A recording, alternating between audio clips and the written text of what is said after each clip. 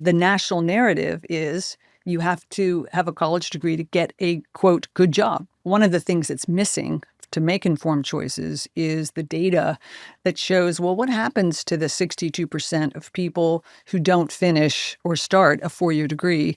We don't really know much about them because the federal government and state governments are really only tracking the people who are getting federal financial aid. So it's kind of this big empty picture that we haven't filled in. What is happening to the other people? From the news team at LinkedIn, I'm Jessi Hempel, and this is Hello Monday. It's our show about the changing nature of work and how that work is changing all of us. And it's graduation season. Happy graduation to anyone who has finished a high school degree or a college degree or gotten a master's degree or even a PhD. This is the moment where older people like me love to give younger people coming up advice. But it seems really difficult to give good advice right now. Because anything that I learned as I was going through my own college experience seems impractical or just flat out not useful in 2025. Because college, at least as I experienced college, doesn't offer the same value proposition that it did back in 1997 when I walked off campus with my degree. I think there's a bigger question to ask. Who needs college? Now, I'm not saying no one does, but asking the question is going to be pretty critical to making sure that you have both the skills and the experience that you want and that will give you agency in your adulthood. Today's guest is Kathleen deLaski. She's a social entrepreneur and an author with a focus on higher ed. She also is the founder of the Education Design Lab. Now, it's a nonprofit that works with people in government, higher ed institutions, and individuals to come up with shorter pathways, shorter courses to learn the skills that we need to succeed. Now, Kathleen also has a new book out, and the title feels appropriate for this moment. It's called Who Needs College Anymore? Now, Kathleen and I believe that a lot of people need college, but it's not for everyone. We're going to get into it today. Here's Kathleen. Who needs college anymore? And I put the emphasis on the who. I'm not suggesting that nobody needs college anymore. We're all sighing in relief right there because we've all been putting aside a few dollars every month for our kids for so long. Well, and it was also how we came of age for most of us who will read the book, let's face it. And so the idea that the nostalgic coming of age experiences that we had are not going to be available to our students. They will be available. I mean, I would argue that by mid-century, you'll still have 30%, let's say, that's a rough estimate, of learners getting a four-year degree.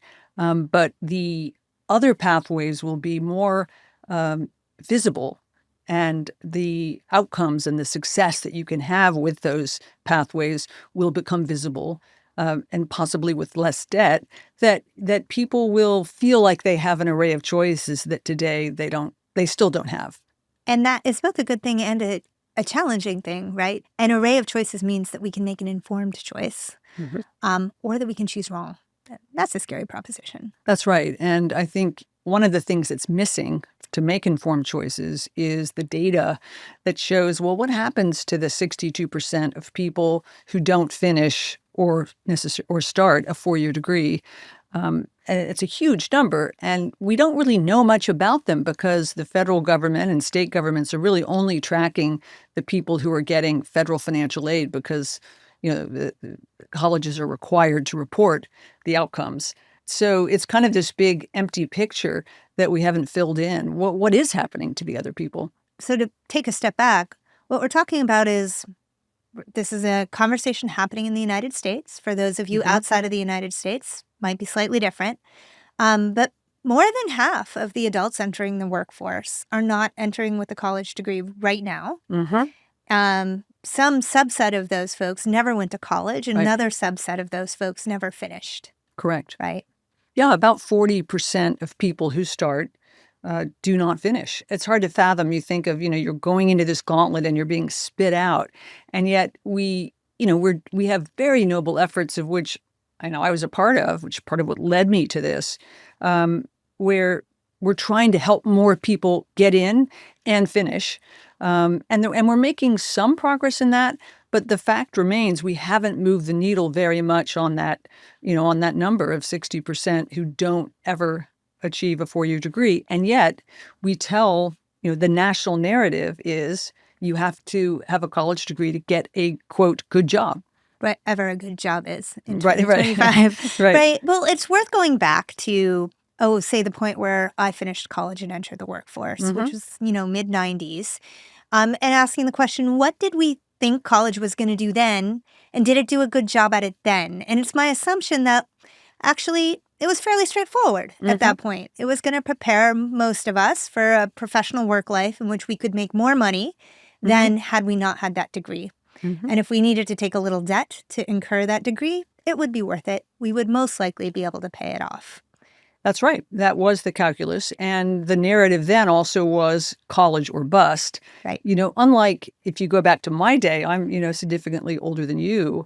I went to college in the 1970s, late 70s. And at that time, I didn't realize it, but only 15% of people got a college degree then. Wow. I was just swept along in my middle class, suburban housing development where we lived. And, I was in a state that had great state schools and, at least half the students in my big public high school went to college. But, I didn't realize that we were actually a pretty small percentage then. And then if you fast forward to when you went to college, I think the tipping point probably came, and you can see it from the enrollment statistics, came around 2010 in concert with the Great Recession, right? That's when the calculus that families, sitting around the kitchen table about, is this worth it, started to shift because they saw that, kids were not getting hired after they finished their degrees. They were, in their parents' basement, as the story goes. And yet they were accumulating this debt. So it was debt without that first starter job that, sort of got you on your way. And that's really when people started to challenge it, and when the all-time high numbers of 15, 16 million people enrolling in degrees each year started to drop. Because that's the point at which it's not just that your college degree isn't moving you forward. It's that your college experience is actively propelling you backward. You are entering into life with debt for a degree that you don't even have, right? That's right. I mean, even the students who got it, when the research shows that if your first job after college is not, on your career track or is not considered a good starter job, then it's hard to ever catch up. And so, people coming out in that time period, and I have a lot of friends, who are, in their, let's say, late 30s, early 40s now, who say, oh yeah, I don't think college was worth it. Whereas people my age, who are maybe in their 50s or 60s, we all think college was worth it. I was able to pay for graduate school even, out of my own, starter salary and have a little bit of debt. Right. I mean, to be honest, I was able to pay for graduate school at a state school within 4 years of finishing it. And from that lens, it's hard to say college isn't worth it, even if you don't love the financial outcomes you're having as you go, or if you're in a more artistic field or a public service field, you're okay. But when you're in, when you've got 60 to 70 to 80 plus $1,000s of debt, suffering under college debt overload. And part of that has to do with what's happening with jobs. Yes. And, I'm here at LinkedIn, I'm watching it in real time, and jobs are changing way faster than I can keep up with. Absolutely. And artificial intelligence is introducing a reordering to every industry and every job within every industry.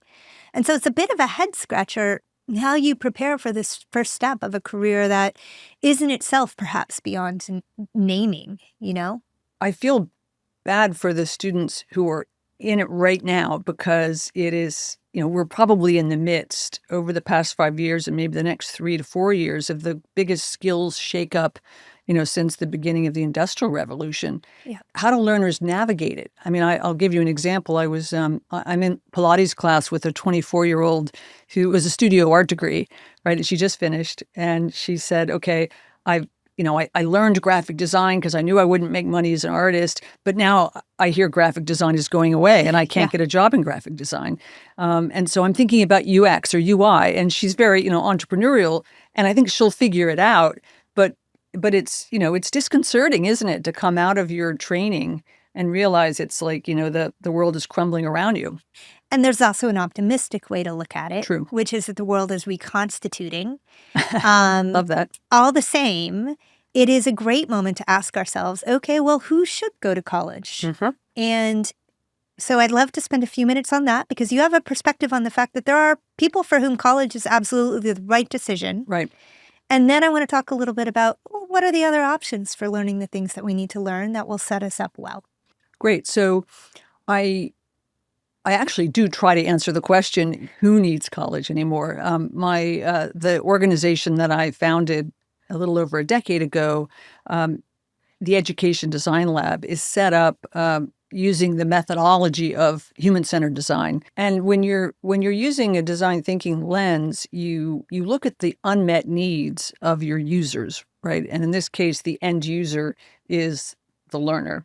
And so I did personas or typologies of learners for whom the degree is particularly important, and ones who, maybe could afford to get by without it. The folks who can afford to work around college, I named 4 categories.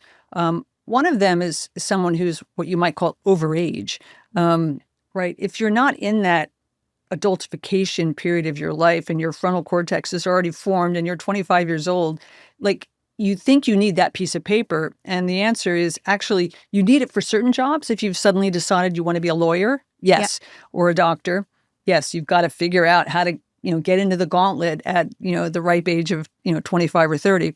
But if you're interested in a career in tech or parts of healthcare, not doctors or lead nurses, or even physical therapists, but many parts of healthcare, manufacturing, those are examples where you can use industry certifications and short form learning boot camps and try to get some experience, assuming that you have the social capital or the social network. So I call that category connected career switcher. Yeah. And I use the example of my daughter, who I have a daughter who didn't go to college, who, got to 27, 28 and needed to figure out a new career. She'd been a ballerina. Wow. And you don't go to college when you're going to be a ballerina. But the pandemic hit and her whole ballet company was laid off. Yeah. And so she, we talked, I could be her connected social capital, advisor. And she did a boot camp, like a part-time virtual boot camp in digital marketing. Right. And, was able to parlay that into getting hired in the field. Which I am so glad that you point out the importance that social capital plays in being able to make that leap. And I think for so many people, college is the opportunity to move between classes in this country. College is where you learn what work attire is if you didn't grow up with a mother who put on her suit before she went to the office every morning. College is where you learn how to reply to an email. Right. And I assume that you think that that's probably worth paying for if you want to do that. Absolutely. In fact, on the other side of the ledger, the people who do need college, I think you just described the first and probably most well-documented category, which I describe as class transporters. So these are people for whom, who are in families where the parent is basically saying, I don't want my kid to have to work as hard as I did at a manual job, and I don't know how to get them there. And so there's lots of data that shows that those kinds of students, if they can find a college that is not too expensive, right, really do have better outcomes than they would have had they not gone for the degree. Yeah. The other category that really does need college, I think, and this is really more of an internal view that you need college, is what I call legitimacy labeler. So that those are people that just feel like they need to build their self-confidence. They don't think that they would get hired without the piece of paper, and they just want it for their own edification or to make their family proud. And I think a lot of women are particularly in this category. I have a lot of friends, and actually research shows that people of color are more likely to take on significant debt for college. They want the label that they think, and in some cases it's probably true, will help them be seen and get into the pile of resumes that gets looked at. That's Right. their view. It, may or may not be true, but it, in a tight job market, it probably is true. Right. Well, look, an accredited four-year institution conveys a kind of credibility Mhm. that it's difficult to replicate with, you mentioned boot camps, and I have such great stories about boot camps. My Yeah. cousin, who was an actor and made Mm. $22,000 a year for his entire 20s, saved up all his pennies, went to a boot camp, and 6 weeks later got his first job as a coder at Spotify. Shifted his life in a powerful way. Hmm. It's also true that sometimes you can't vet boot camps to True. know what kind of skills you're going to get and whether they really will become the on-ramp to a professional life that you want. Mhm. So how do you imagine we vet some of these programs? Yeah, well, this is what the holdup is. This very point is why there is not tuition funding or federal, grant money or loan money for short-term programs, is because, the colleges, the accreditors, the policymakers are afraid that that we're going to be sending people into programs that might be scams. Yeah. And it is a concern. These things are not currently vetted. Right.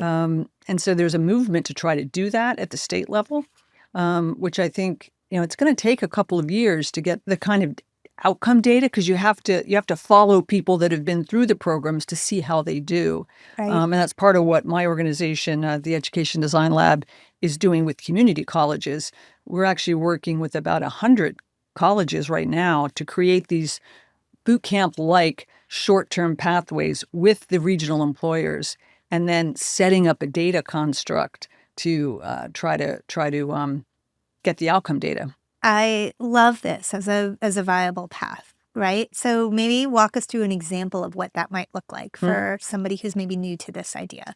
One example is we're working with all the community colleges in Phoenix, Arizona, who the semiconductor industry is trying to rebuild in America, and they're getting like $50 billion from the CHIPS Act that Congress passed, and one of the hubs is Phoenix. So the community colleges have created these short-term pathways ranging from like a 2-week boot camp so that you could, get in the door and get one of those, very entry-level jobs as a machinist, specialist, assistant, right? Right. And so we're trying to help make more visible the different pathways in this, at least for America, kind of renewed field. The company that's from Taiwan said they need 6,000 workers in the Phoenix area. And so it's exciting because they're pretty well-paying jobs. And so the community colleges and Arizona State University, everyone's getting together to kind of create the pathways. I think about this kind of job, like so many different types of jobs that are emerging. They may be exciting, but they're fairly mysterious to those folks who are wondering what they have to offer and how they could even get into the field, right? It's so true. And I think that community colleges can really play a role here. Yeah. High schools to some extent too. But the community colleges are really kind of seeing it as a new mission for them. Their enrollment was declining precipitously throughout the last decade. And what you've seen in the past 1 to 2 years even is it's starting to come back up. And what's driving it are these short-term programs.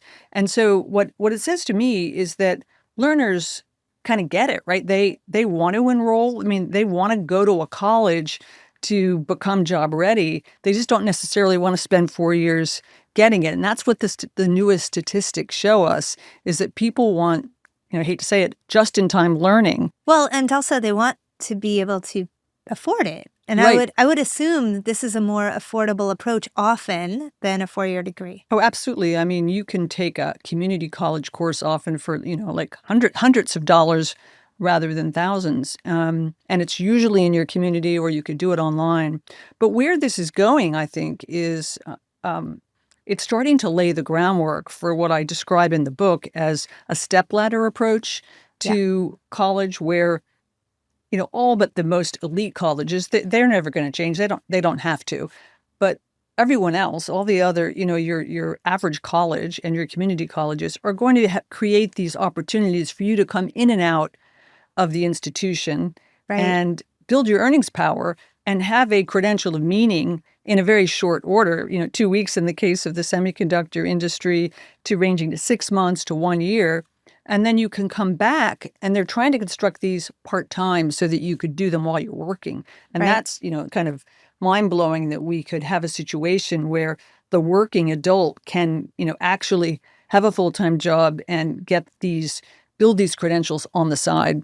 But doesn't it make so much sense, Kathleen, because that's happening in parallel with a conversation about the shifting nature of work, where we now expect that people will have many jobs over the course of their career, and in fact, many jobs that move through different industries, and at moments they'll step out of the workforce and back into the workforce.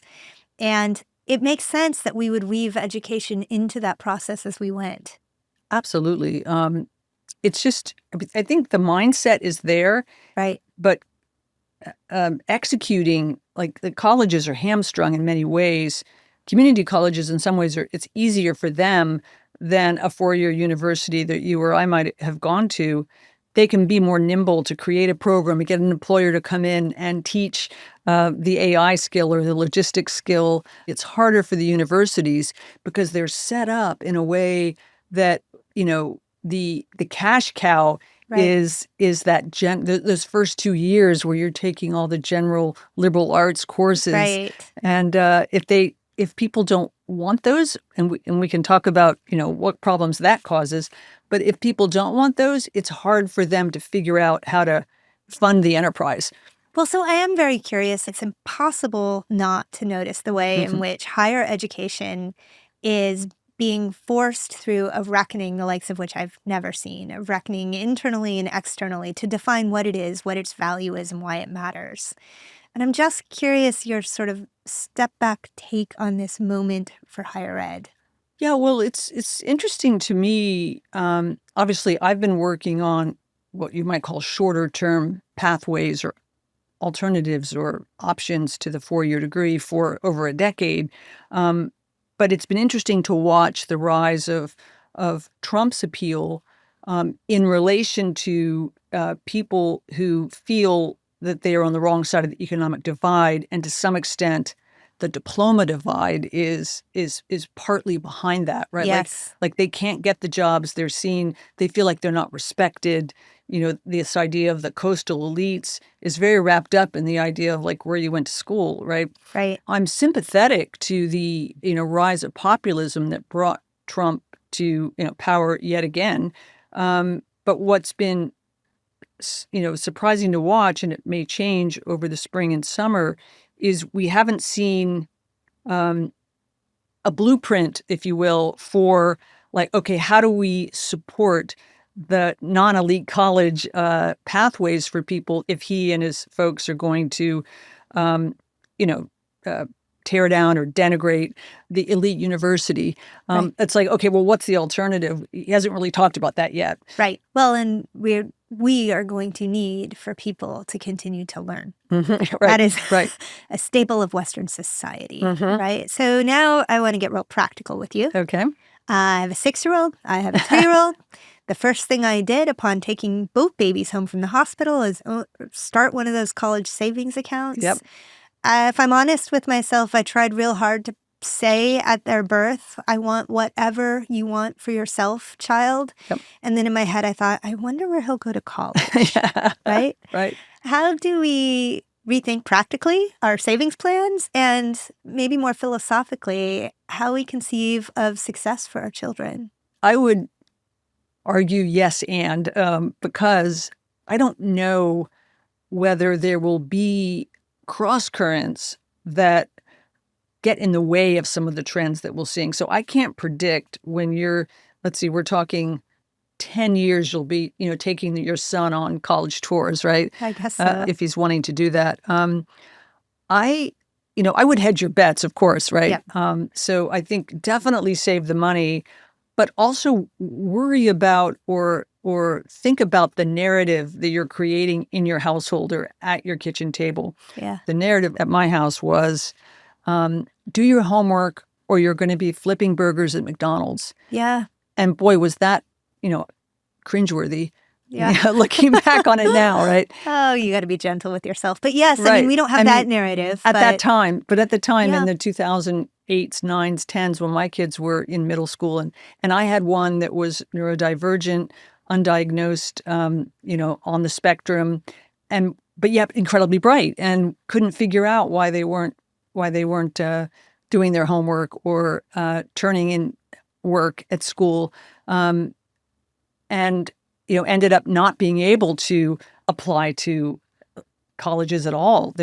When they finally finished high school, because they had like a 1.2 GPA. Right. That helped me become an outsider. Yeah. In the narrative, right? Where Yeah. I became like an advocate for them, and they are today that one ended up going to college. Interestingly, it was the other daughter who did not. Yeah. I guess to some degree, what's really true is that we will do the best we can to shore Mhm. up a future that makes sense for our children. We'll save the money if that's how we think we're going to do it. We'll Mhm. teach them the equivalent of the Japanese my dad wanted me to take in 1990.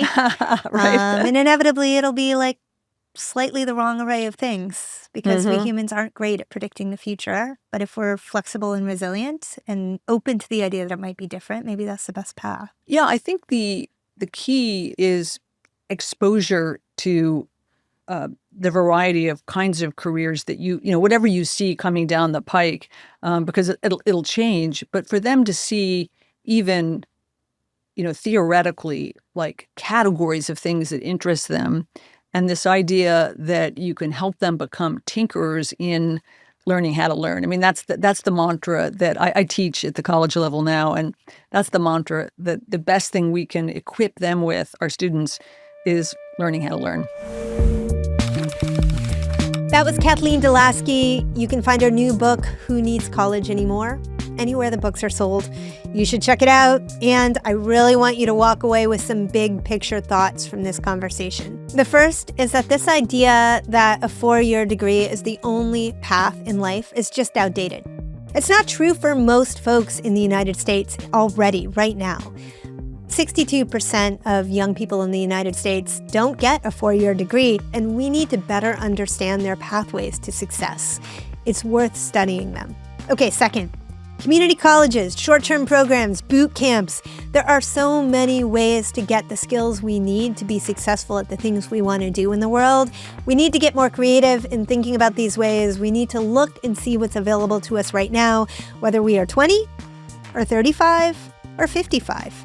Now, this might be the hardest one. I want you to remember that what this really requires is a mindset shift. And I'm the first to tell you that this feels hard. I started saving for my kids' college the day that I brought each of them home from the hospital. But look, college might not be the right choice for either of my children.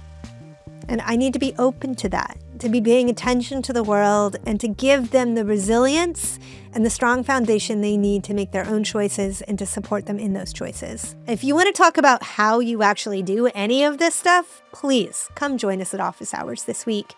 We will get together at 3 p.m. Eastern on Wednesday afternoon, just as we always do. That is me and our senior producer, Sarah Storm. You can always find us on the LinkedIn news page, or you can check out the show notes for a link. Now, if this episode left you thinking and you want to chat with a friend about it, you should send it to them. Quick text, email, whatever works. And thanks once again for joining us in the studio. I'm Jessi Hempel. I'll be right back here next week with more Hello Monday.